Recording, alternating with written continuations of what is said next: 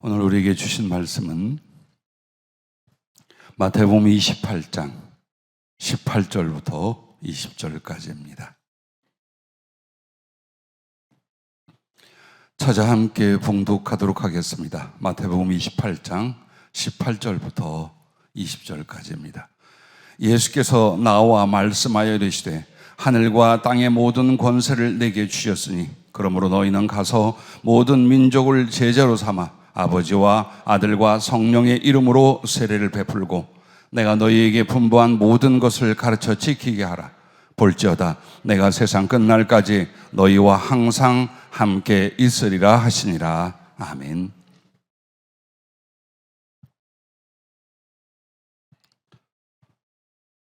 전도의 왕이라는 제목을 주셨습니다. 얼핏 듣기에 전도의 왕 하면 모든 수단과 방법으로 수없이 많은 사람을 전도한 사람들을 타이틀을 정하여 표현을 많이 합니다만, 이 전도의 왕은 곧 우리 주 예수 그리스도이신 줄로 압니다.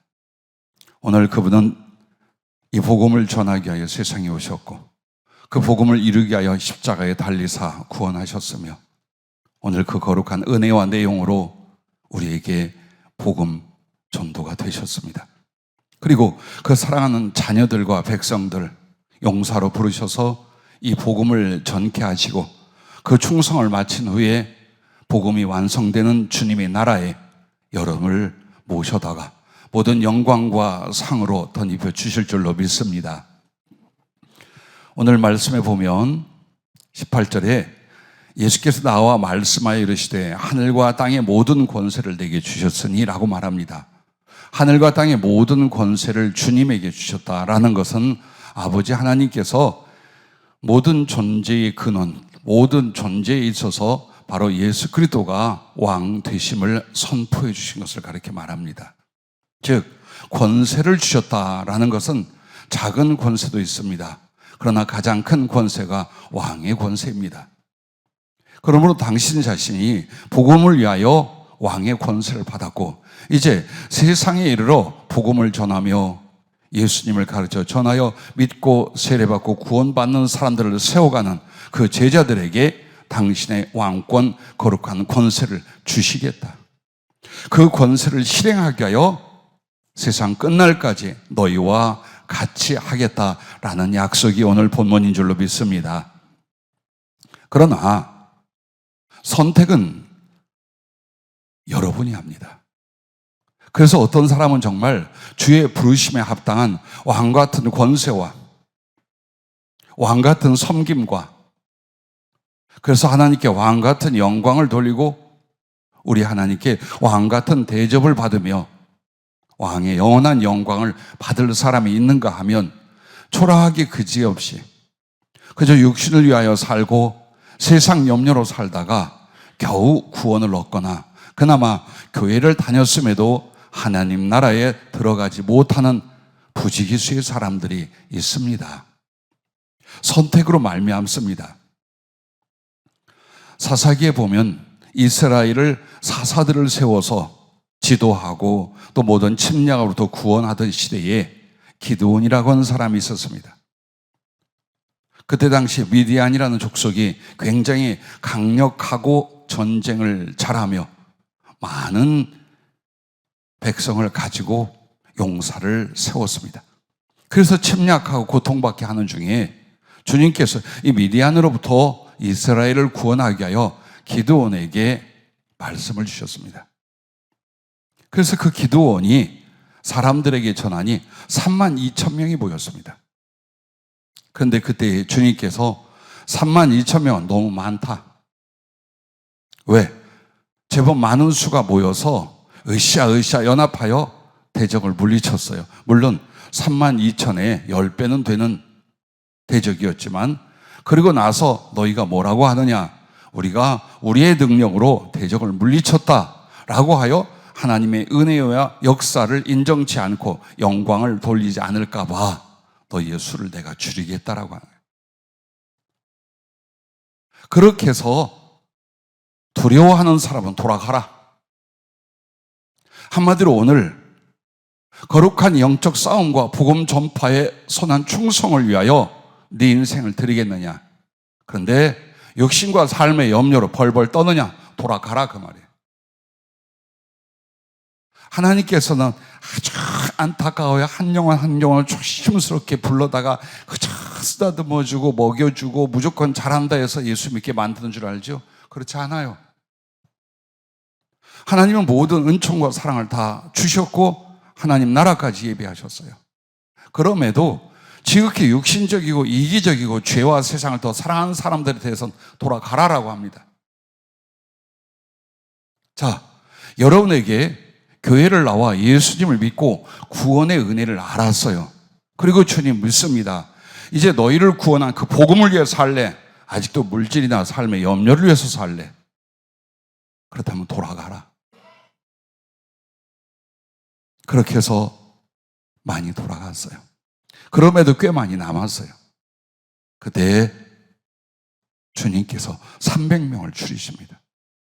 그리고 그 300명들에게 하나님의 권세를 주십니다.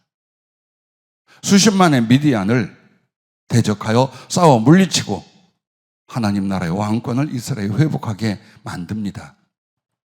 오늘 그렇습니다. 교회를 겨우 나와 예배에 참석하는 것이 신앙의 전부인 줄 아시지요? 그렇지 않습니다. 여러분이 성령을 받았고 진리를 알아 예수 그리스도의 구원과 그 사랑을 받게 되었다면 이제부터는 위로는 하나님을, 땅에서는 영혼들을 구원하고 하나님께 영광을 돌리는 바로 복음의 용사들로 하나님의 부르심을 받았다는 것입니다. 거기에 기꺼이 순종하는 사람들에게 하늘과 땅의 권세를 받으신 주님께서 바로 그 하늘과 땅의 권세를 그들에게 주셔서 그들을 복음의 왕, 전도의 왕, 그 거룩한 권세의 사람들로 쓰시고 영원한 영광을 받게 하신다는 겁니다. 강도 맞는 사람이 피를 흘리며 죽어갖고 옷까지 빼앗겼습니다. 복음을 전하여 구원할 영혼들에 대한 상징입니다. 그때에 꽤 신앙생활을 잘하고 지도자격이라는 레인과 제사장들은 귀찮아서 그 피 흘리며 죽어가는 사람을 보고 귀찮아서 혹은 피해가 올까봐 아무도 보지 않게 그냥 지나가 버립니다. 교회 다니고 예수 믿는데 믿지 아니하며 하나님의 은혜에 들어오지 못하여 분명 이 사람은 고통 중에 죄 중에 살다 지옥 갈 사람인 걸 알면서도 내가 오늘 힘들고 바쁘고 내가 할 일이 많아 하고 지나가는 많은 크리스찬들을 가리켜 말합니다. 그러나 이스라엘의 비난과 욕을 먹는 그 옆에 붙어있는 사마리아 사람이 지나가다가 그 마음속에서 불쌍히 여겨 긍휼히 여겨 견딜 수가 없어 가서 자기의 모든 것으로 그 사람을 치유하고 자기 짐승에 태워 주막에 데려다가 먹이고 살려놓습니다. 그리고도 걱정이 되어 자기가 볼 일을 보고 돌아올 때까지 맡아달라. 부비가 더 들면 내가 돌아와서 갚으리라. 그 한 영혼을 살게 하여 모든 걸 다 드리고 그리고 사랑과 소망까지 약속을 합니다. 이 사람이 용사입니다. 이 사람이 바로 전도의 왕이신 그리스도께서 그 권세를 주시고 그 권세로 들어 쓰시고 그 권세로 말미암아 하나님 앞에 영광과 상급을 받을 크리스찬이라는 것입니다. 선택은 여러분의 몫입니다. 그러면 이 왕이라는 이야기를 이렇게 풀어나가십니다. 첫 번째가 심령에 하나님 나라가 있으면 그는 왕이다라고 했습니다. 왜? 내 안에 하나님 나라가 있으면 그 하나님 나라의 주인은 나 자신이에요. 나를 위한 하나님 나라. 이후에 육신을 벗고 천국에 가겠지만 미리 내 마음속에 이루어진 하나님의 나라가 있다면 너는 그 나라의 왕이다. 그리고 마음속에 천국이 있다는 건 무엇으로 말미암아 살아계신 하나님의 아들 예수 그리스도가 십자가를 지시고 내 죄악과 죽음을 담당하사 생명을 주시며 의의 영원한 약속을 위하여 부활하시고 이제 그는 나의 하나님, 나의 사랑, 나의 생명, 나의 모든 것이 되어 내 안에 영접하여 모신 것을 가르쳐 말합니다. 그러므로 복음을 전할 사람은 자기 안에 복음으로 말미암아 예수 그리스도의 하나님 나라가 누려지는 바로 이 사람들입니다. 천국에 들어갈 때에 천국의 문이 있습니다. 그런데 이 천국의 문이며 하나님의 백성들을 양이라 하여 양의 문으로서 예수님 당신 자신을 가리켜 말합니다. 요한복음 10장 7절부터 보면 나는 양의 문이라. 내가 문이니 누구든지 나로 말미암아 들어가면 구원을 받고 또는 들어가며 나오며 꼴을 얻으리라 라고 말합니다. 양우리가 있습니다. 울타리를 돌로 든든하게 쌓아서 일이나 들짐승이 침략하지 못하게 합니다. 그리고 목자들은 양의 문을 만들지 않는답니다. 왜? 그 양의 문이 출입구에 자기가 거기서 기대어 잔답니다. 그래서 시간이 되면 그 양무리들 이끌어서 꼴을 먹이고 물을 마시게 합니다. 저녁이 되면 그 양무리들을 안전하게 이끌어 안식처에 드리고 그리고 자기가 그 출입구에 기대어 문이 된답니다. 양의 문, 천국의 문이라는 말은 바로 이런 목자들에 대한 이야기로 주님 당신 자신이 바로 양의 문이며 천국의 문이라고 말씀을 하고 있는 것입니다. 지난주에 우리는 휘장을 지나 담대히라는 워십과 찬양을 함께 나눴습니다. 그런데 그 휘장을 지나가 무엇인가? 그것은 바로 하나님의 성소에 마지막 하나님의 법궤가 있는, 즉 하나님의 임재와 존재로 상징하는 그곳에는 아주 두터운 휘장이 쳐 있습니다.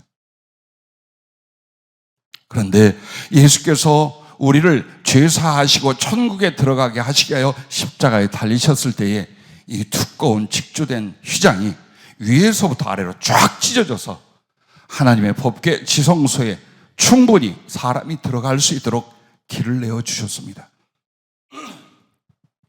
이 사건을 가리켜 히브리서 10장 19절 20절은 이렇게 말합니다. 그러므로 형제들아 우리가 예수의 피를 힘입어 성소에 들어갈 담력을 얻었나니 그 길은 우리를 위하여 휘장 가운데로 열어놓으신 새로운 살 길이요 휘장은 곧 그의 육체니라.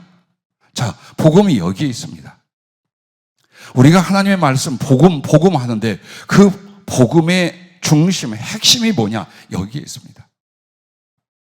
여러분은 반드시 하나님을 떠난 죄, 그리고 삶 속에서 일으킨 그 죄악으로 인하여 지옥에 간다는 것이 하나님의 진리요 여러분의 운명입니다.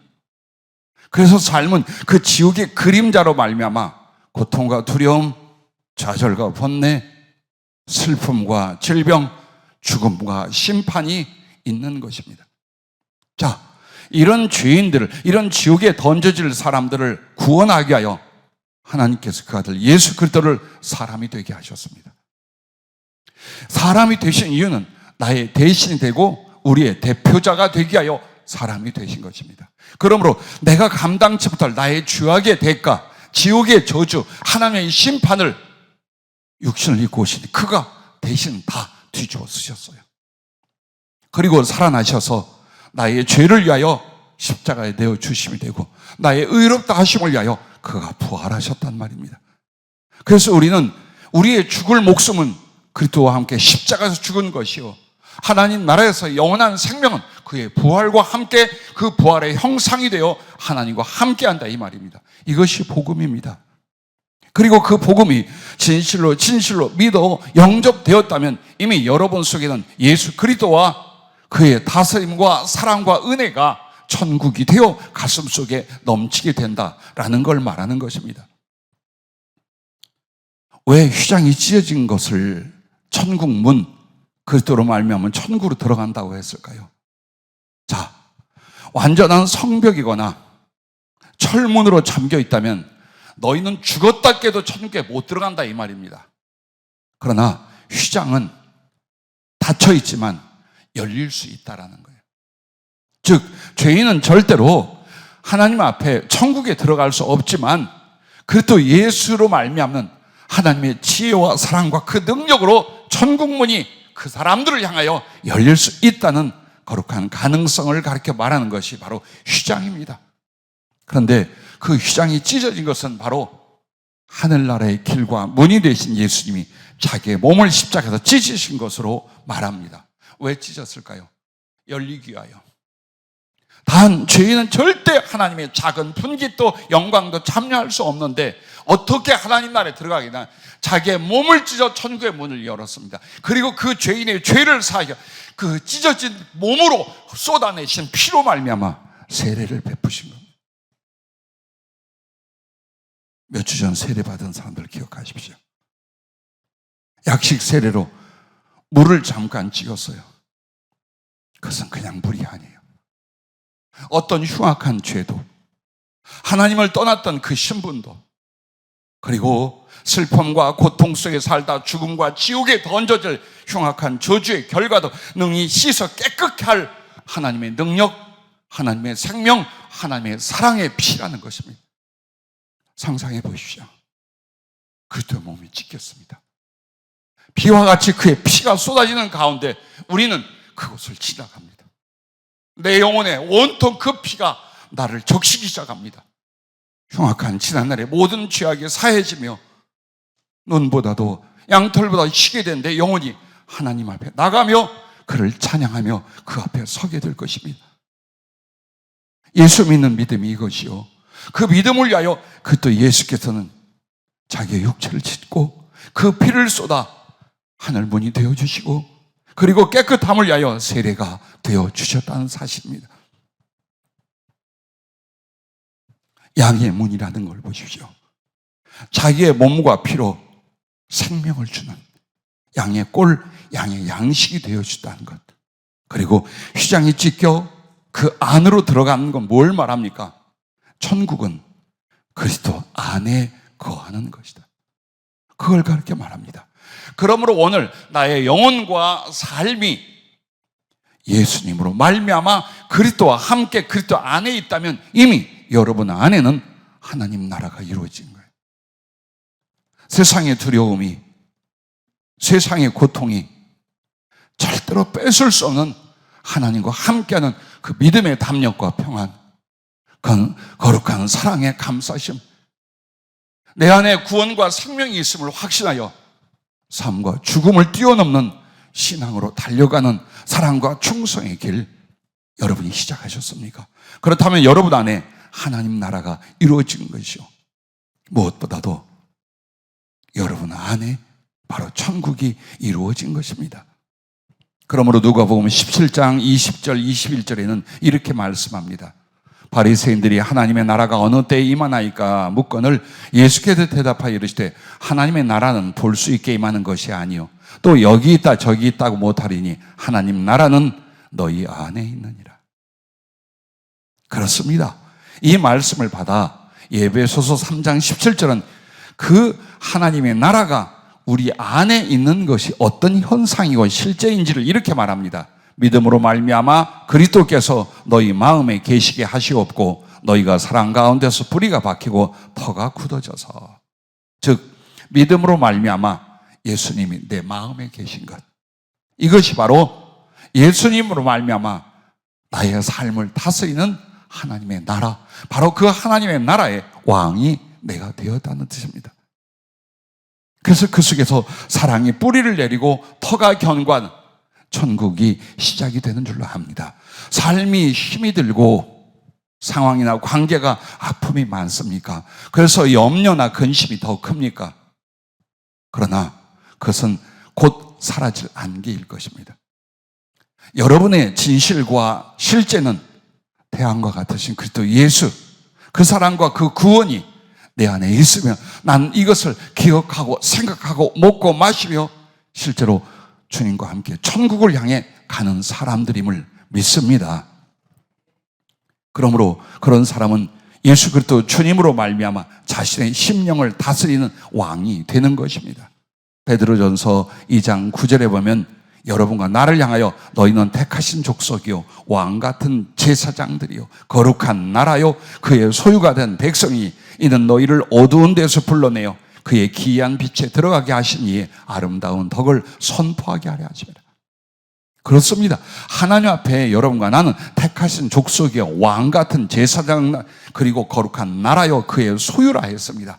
그래서 우리는 이 땅에서 그가 주신 그 사랑과 자비를 온 세상에 선포하며 증거하는 복음의 증인, 전도의 왕으로 세우고 있다는 것을 잊지 마시길 바랍니다. 그러므로 복음을 전파하고 하나님께 그 권세를 받고 누릴 전도의 왕은 먼저 심령이 하나님 나라가 되어야 할 줄로 믿습니다. 또한 두 번째는 복음 전도를 위해 전력하면 그는 왕이라고 하셨습니다. 자, 여러분과 내가 정말 존재성이, 그리고 내가 누리고 생각하는 삶의 과정이 아주 가난하고 연약하고 존재가 없는 이런 삶을 살 수 있어요. 그러나 정말 하나님이 주신 권세, 그 권세 안에 있는 생명과 풍성, 그리고 하나님이 나의 기도와 나의 복음 전파를 따라 역사하시는 놀라운 은총, 그래서 왕같은 자와 왕같은 자존심과 왕같은 하나님의 능력과 동행을 경험하고 이런 사람이 될 것이냐, 그것은 어디에 있느냐? 내 심령에 주님을 모시고 천국을 경험하며 나아가 이제 복음 전도를 위해서 전력한다면 이미 그 사람은 주의 권세를 주신 왕이 되었다라는 것입니다. 왜? 왕이 무엇을 합니까? 하나님의 백성, 자기의 동지들을 구원하기 위하여 싸운다면 그 사람이 진정 왕이라 그 말이에요. 내 생명을 바쳐 내 삶의 기회와 나의 선택의 모든 것으로 나는 내가 엊그제 죄인 중에 있다 죽어 지옥에 갈 존재였지만 누군가 하나님의 사람으로 말미암아 또 주 예수님으로 말미암아 전도를 받고 구원을 얻었어. 그렇다면 나와 같은 그들을 나도 살리러 가자. 왜? 그들이 바로 하나님의 자녀요. 우리 형제들에게 내가 그 영혼들을 살리는데 내 인생과 삶을 드리겠다. 그러므로 그 선한 싸움을 싸운다면 그가 바로 자기 백성을 살려내는 진정한 왕이라고 말씀을 하시는 것입니다. 이스라엘의 초대 왕은 사울이었습니다. 그러나 이 사람은 자기 안위를 위하여, 자기의 욕망을 위하여, 자기와 자기 가문의 이익만을 위하여 살았어요. 왕을 폐위해버렸습니다. 왕은 그런 게 왕이 아니라 이거예요. 어떻게? 백성을 보호하고 백성을 살리고 백성을 빼앗겼다면 가서 찾아오는 사람이에요. 이 사람이 왕이에요. 그래서 그런 중심과 그런 삶으로 자기를 바친 다윗을 세워 이스라엘의 왕이 되게 했습니다. 철저하게 이집트의 노예가 되었던 이스라엘 백성들, 그러나 모세 한 사람을 보내어 그 백성들을 하나님이 찾아옵니다. 모세가 진정으로 왕입니다. 오늘 세상에 붙잡히고 죄악과 저주에 붙잡혀 죽어가는데 그 중에 하나님의 백성들, 우리 믿음의 동지들을 누가 가서 살리겠습니까? 누가 선한 싸움을 싸워서 원수 마귀의 세력과 불신과 죄악을 꺾고 영혼들을 살려내겠습니까? 그러기 위하여 수고한다면, 그러기 위하여 삶 결정했다면 이미 왕의 권세를 그에게 주셨기 때문에 주님 보시기에는 그가 바로 영혼을 구원하려 싸우기 때문에 왕이라고 말씀을 하셨습니다. 그러므로 주님은 하늘과 땅의 권세를 누구에게 주시느냐? 그 사랑과 충성을 보고 권세를 주십니다. 자라는 콩나물 순 같은 게 예수 믿는 사람들이에요. 연약하디 연약해. 그런데 거기에 하나님께서 권세를 주신다면, 권능을 주신다면 그는 놀라운 기적을 일으키는, 혹은 수없이 많은 영혼들에게 생명을 나눠줄 수 있는 그런 존재로 바뀌게 됩니다. 오늘 본문 마태복음 28장 18절부터 20절이 그 말씀입니다. 하늘과 땅의 권세를 주님이 받았다는 이야기를 왜 했을까요? 그걸 주겠다 이 말이에요. 한 인간에게 하나님의 권세를, 왕의 권세를 주겠다 이 말이에요. 조건이 무엇입니까? 나아가 복음을 전해라. 내 백성들을 구원하고 살려라. 네 배를 위하여, 네 욕망을 위하여 살지 말고 이제는 영혼 구원과 하늘을 위해 살라. 그렇다면 내가 세상 끝까지 너희와 항상 함께하여 나의 권세를 너희에게 주리라고 말씀을 하고 계신 것입니다. 말씀을 시작하며 기드온과 300 용사에 대해서 여러분에게 말씀을 드렸잖아요.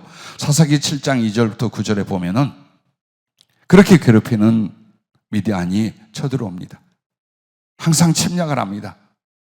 여호와께서 기드온에게 이르시되 너를 따르는 백성이 너무 많은즉 내가 그들의 손에 미디안 사람을 넘겨주지 아니하리니 이는 이스라엘이 나를 거슬러 스스로 자랑하기를 내 손이 나를 구원하였다 할까 함이라. 이렇게 말씀하면서 32,000이 모였는데 보내기 시작을 합니다. 제일 먼저가 뭐라고요?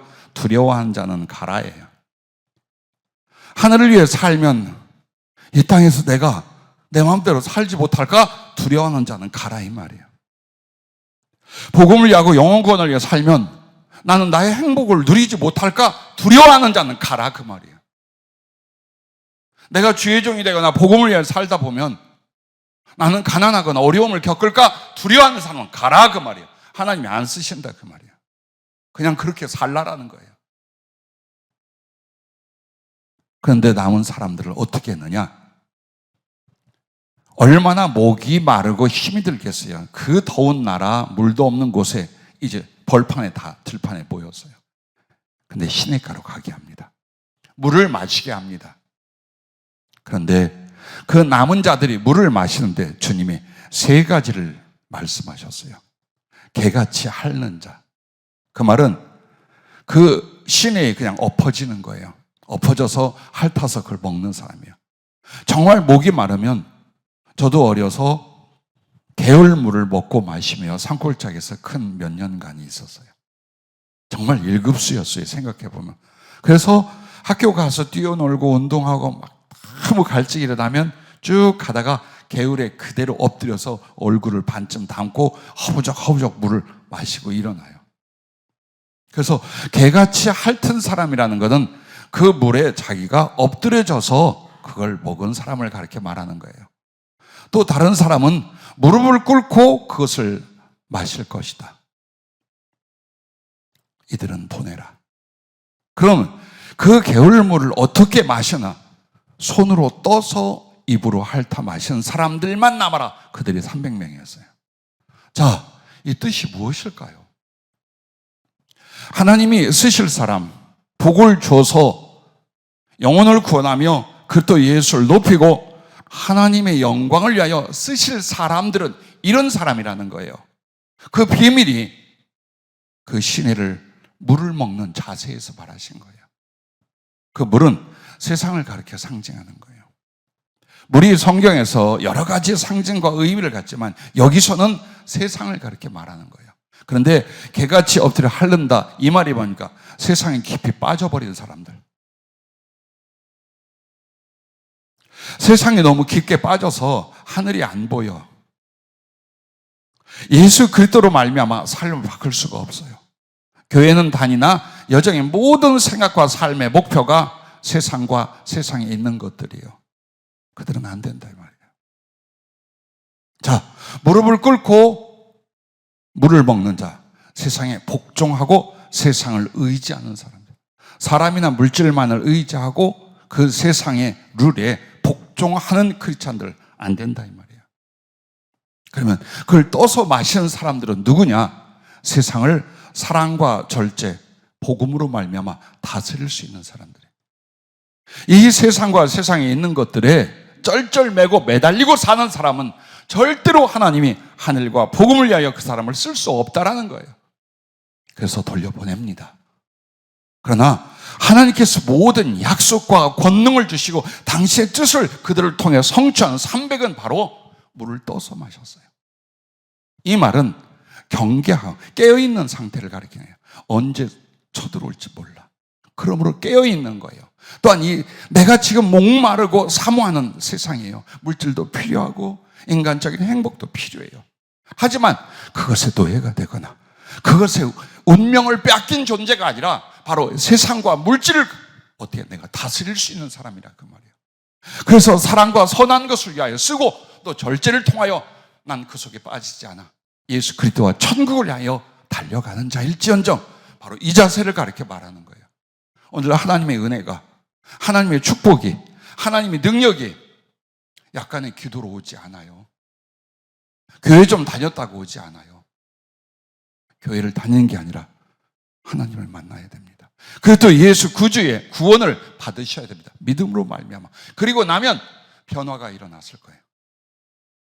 여러분의 중심과 여러분의 영혼과 여러분의 삶의 목적과 그리고 소중에는 가치관에 큰 변화가 일어납니다. 그것이 바로 하나님께 영광과 사랑을 돌려드리고 이 땅에서 무엇보다 소중한 사람을 살리는 사람, 그들에게 섬김과 긍휼을 베풀며 그 선한 일과 함께 복음을 전하여 내가 받은 이 하나님 나라, 내게 이루어진 이 하나님의 구원을 어떻게 해서 전하려는 하나님의 사람, 하나님의 심장, 하나님의 입술, 하나님의 손과 발이 되던 사람들, 여러분 그걸 위해서 부름받은 거예요. 대충 적당히 교회 다니라고 부름받은 게 아니에요. 많은 기적을 경험했죠. 죽음에서 살리셨죠. 성령을 부어주셨죠.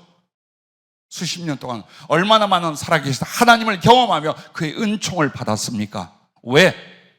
복음을 전하는 하나님의 그래서 권세를 받은 왕이 되라고 그렇게 하셨던 것입니다.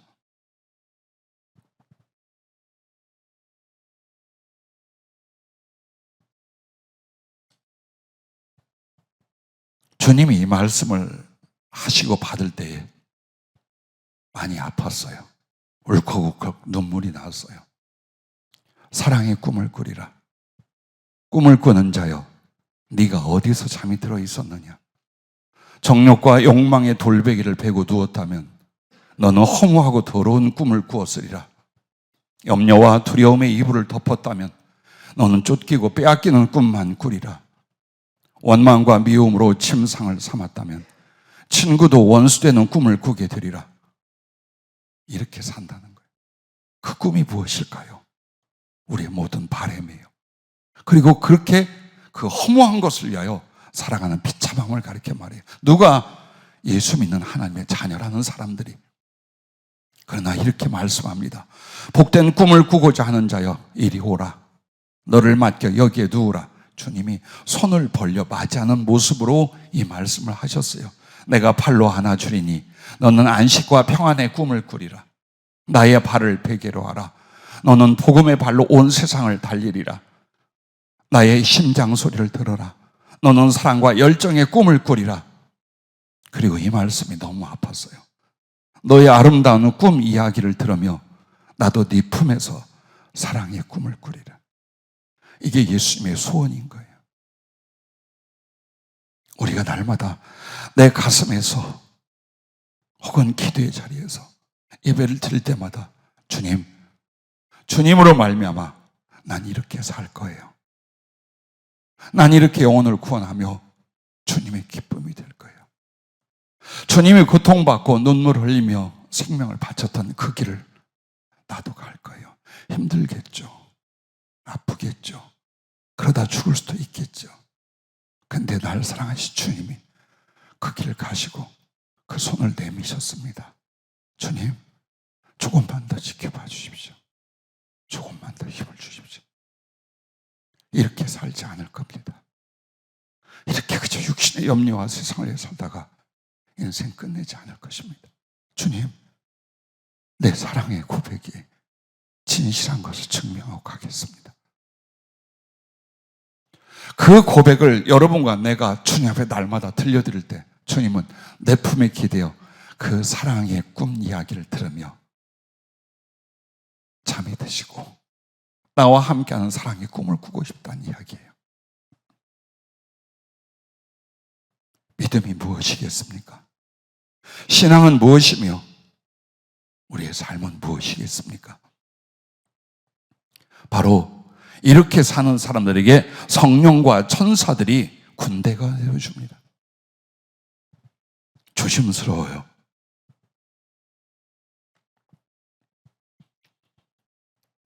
천사에는 세 가지의 구별이 있습니다. 사역을 따라.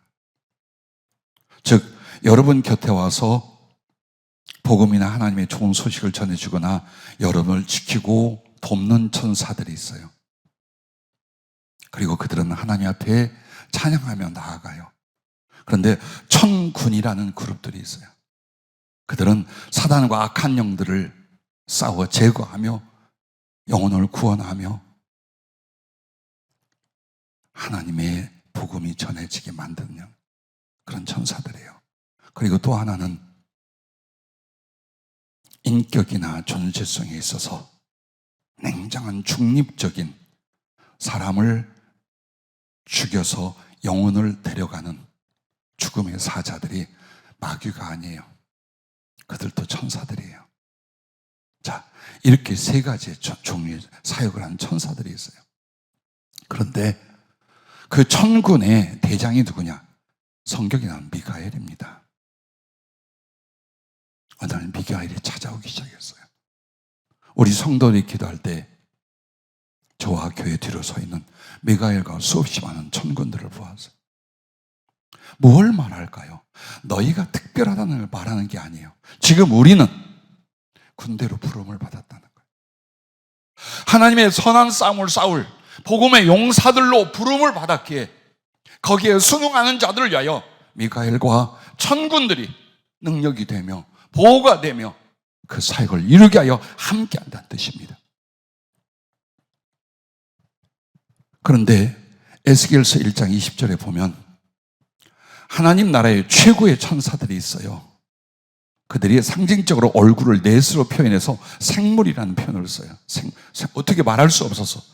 그런데 그들에게는 영이 이리로 가자 하면 이리로 가고 저리로 가자 하면 저리로 가고 그 밑에 천사들 밑에 있는 바퀴 안에도 영이 있어서 영이 인도하는 대로 그 바퀴와 천사들이 따라갑니다. 영은 성령을 가리켜요. 즉 천사들이 아주 강력하고 기적과 같은 역사를 이루며 함께한다 할지라도 누구를 통하여? 성령을 통하여 일을 하셔요.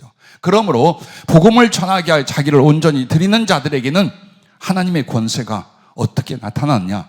천군과 성령께서 그의 군대가 되어주셔요. 그의 능력과 보호가 되어주셔요.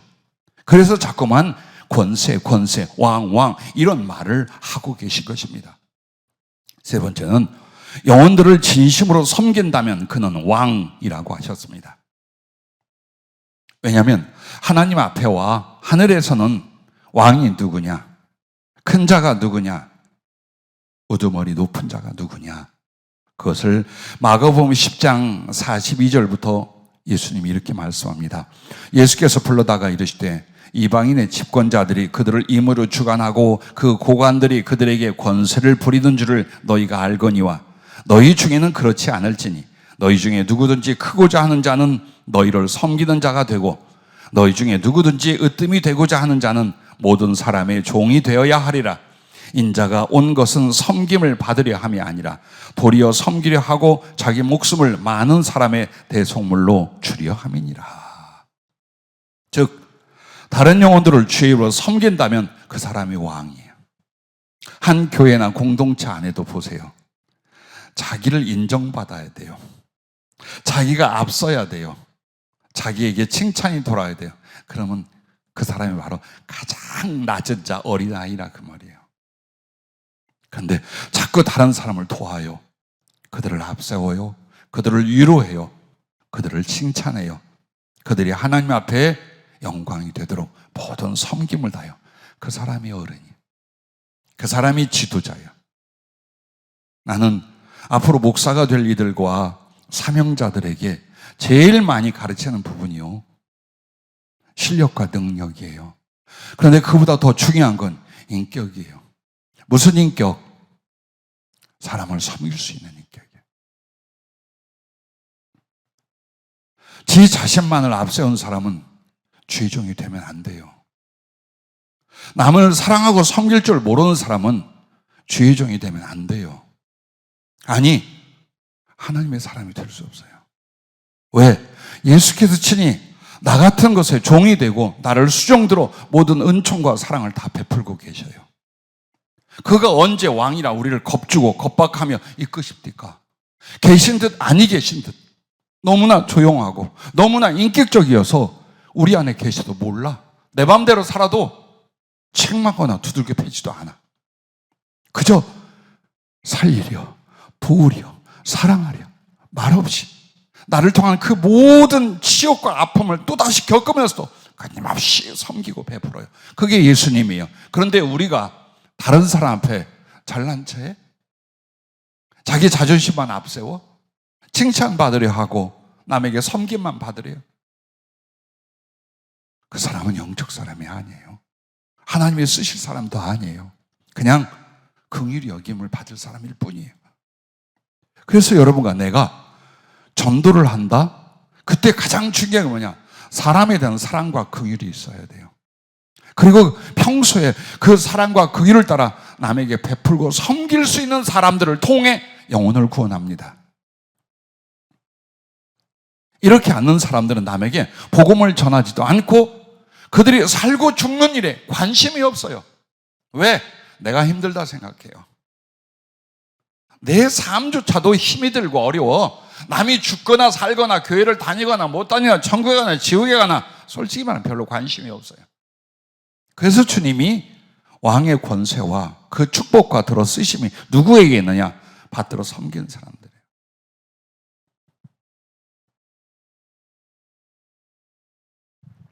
일주일을 돌아보십시오. 한 달을 돌아보십시오. 1년을 뒤돌아보십시오. 예수 믿고 난 뒤 살아온 세월을 돌아보십시오. 여러분은 영혼들에게 어떻게 복음을 전했고 또한 영혼들에게 어떤 사랑의 섬김을 나누었는가를 보십시오. 예, 그 몫을 지금 여러분 누리고 있는 거예요. 이게 지금 이 여러분과 나의 이 위치가 그것을 받은 거예요. 궁핍합니까? 힘이 붙입니까? 행복이 없습니까? 여러분도 주 예수 그리스도와 다른 영혼들을 구원하고 기쁘게 하고 섬기고 행복하게 한 일이 그만큼 작아요. 그렇다면 내 모든 영육 간의 궁핍과 그리고 수고로움과 그리고 구하나 이루어지지 않는 생활이 계속된답니다. 만약 예전에 그리고 지금이라도 다시 복음을 위하여 영혼 구원과 그 사랑의 섬김을 위하여 중심과 삶을 바꾸잖아요. 바로 하나님의 축복과 역사가 일어납니다. 오늘 이 설교 듣고도 여러분 판단 안 하겠죠? 조금 있다 나가면 아유 햇빛이 왜 이렇게 뜨거워? 밥 먹고 집에 가시겠죠? 그러지 마세요. 여러분과 내가 만난 지 긴 사람들은요 20년이 넘었어요. 최소한 10년이 됐어요. 그러면 우리가 말씀 따라 변화가 일어나야 되는데 그것은 어려운 것이 아니에요. 그날 말씀을 듣고 작정한 바가 작은 충성으로 실천으로 옮겨지는 게 쌓이는 거예요. 그걸 통해 변화를 이루는 거예요. 나도 여러분을 압니다. 우리 목사님들과 모든 사명자들, 우리 성도들의 중심이 어떤 것인지, 어떻게 살고 있는지, 영적 상태는 무엇인지 압니다. 다 말 안 해요.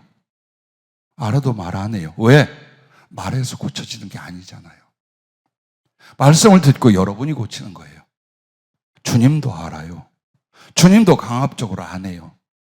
다만 계속 말씀하고 여러분과 나를 지켜봐요. 고생하고 힘든 거 나도 해요. 나는 그러나 아프거나 후회되거나 슬프진 않아요. 자그마한 목적과 사랑과 충성이 있어서 저 감사하고 행복해요. 그런데 믿음의 동지들과 우리 성도들을 보면 많이 아파요. 정말 아파요. 그 첫째가 너무 가난해. 헤어나지를 못해.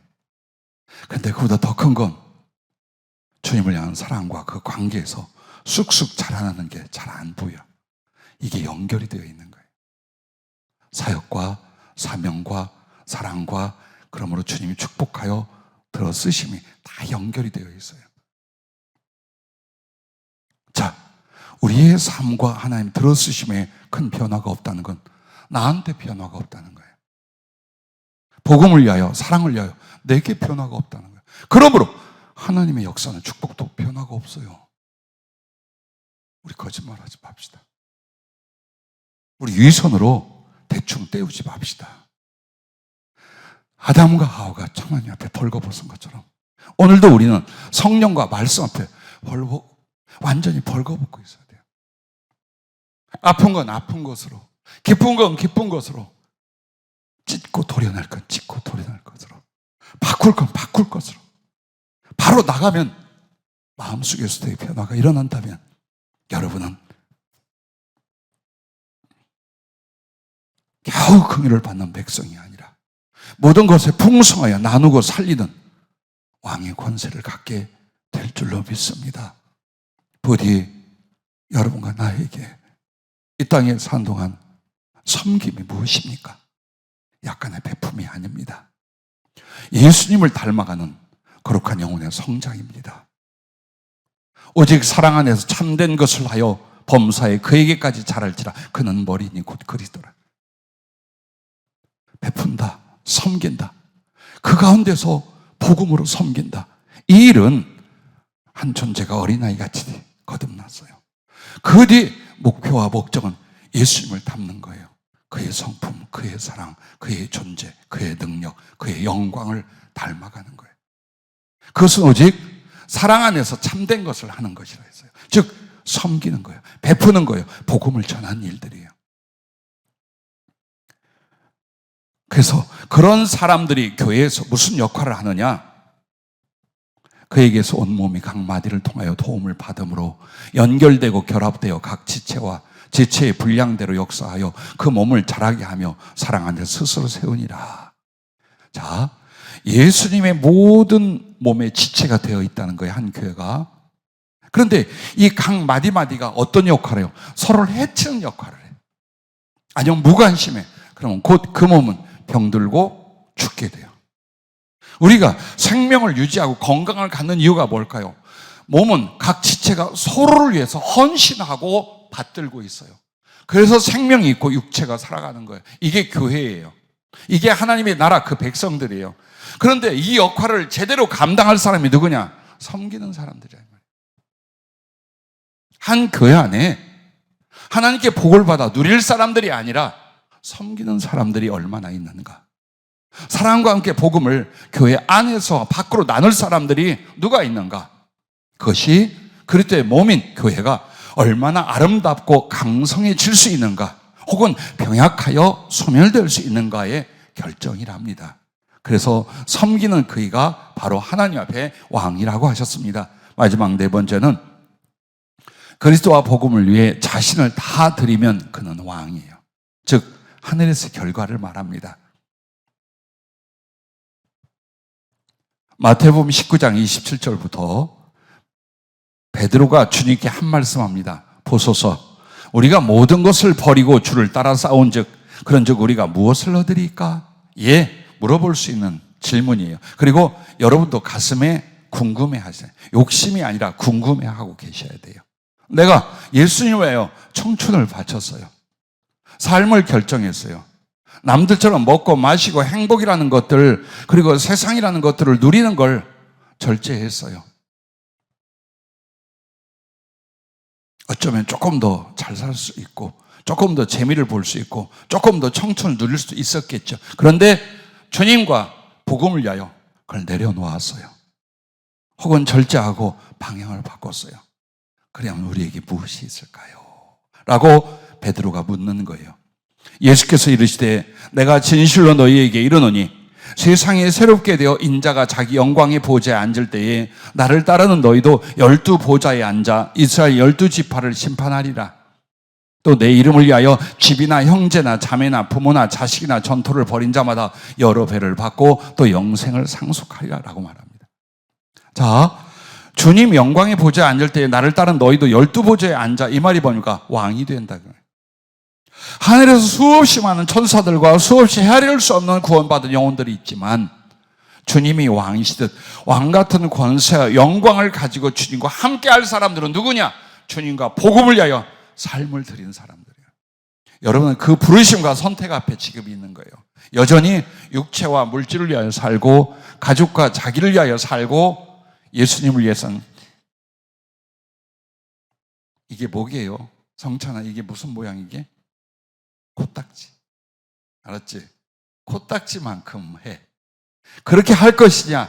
아니면 내게 돌릴 것을 확 줄여버리고 하늘나라 예수님과 복음을 위하여 더 많은 힘과 그리고 존재를 드릴 것이냐? 그건 여러분의 선택이에요. 하지만 주님은 기다리고 계셔요. 주님 보좌 우편에 앉을 자들을, 하늘의 왕의 권세와 영광을 함께 나눌 자들을 주님은 기다리고 계십니다. 요한계시록 4장 1절부터 4절에 보면 주님의 12제자 중에, 많은 제자들 중에 다 복음을 전하다가 순교를 했지요. 그리고 제일 어렸던 요한은 남았어요. 몇 번 죽임을 당하는데 안 죽어요. 그렇게 해서 지금의 터키인 소아시아 지역 중심으로 해서 여러 지역 교회와 많은 제자들을 돌보는 노후를 갖게 돼요. 그러다가 또 로마의 강력한 핍박에 있어서 체포되어서 반모라 하는 무인도, 그때 당시는 죄수들을 보내는 무인도였어요. 그곳에 보내졌을 때 요한계시록을 받게 돼요. 그런데 여러분에게 드릴 말씀이 뭐냐면, 요한이 하나님 나라에 딱 올라갔는데 하나님의 영광과 그 보좌를 보고 있어요. 근데 그 보좌에 둘러서 24장로가 있어요. 하나님 보좌 우편이라는 그 자리, 그 사랑, 그 영광의 자리에 24장로가 있는데 못 알아봤겠어요? 그들이 누군지 얼굴을 몰랐겠어요? 그렇게 사랑했던, 생사를 함께 나눴던, 그렇게 그리워했던 자기의 동지들과 친구들이에요. 자기의 형들이에요. 앞에 먼저 죽었던, 모든 인생과 영혼을 다 바치고 복음을 위해 살다가 죽었던 그들, 시체마저 거둘 수 없었던 그들. 그런데 하늘에 올라가 보니까 하나님 보좌 우편에 24장로로 쫙 베드로가 있고 야고보가 있고 빌립이 있고 그 친구들이 거기 있는 거예요. 그 감격과 감동이 어땠을까요? 그리고 돌아온 요한은 어떤 소망으로 살았을까요? 주님과 그 나라와 복음을 위하여 얼마나 미친 자 되어 살았을까요? 나도 그러고 싶어요. 여러분도 그렇게 되기를 바라요. 짧은 시간밖에 없는데 그렇게 육신과 세상을 위해서는 염려하고 수고하는데 주님과 복음을 위해서는 자꾸만 소비를 해버립니다.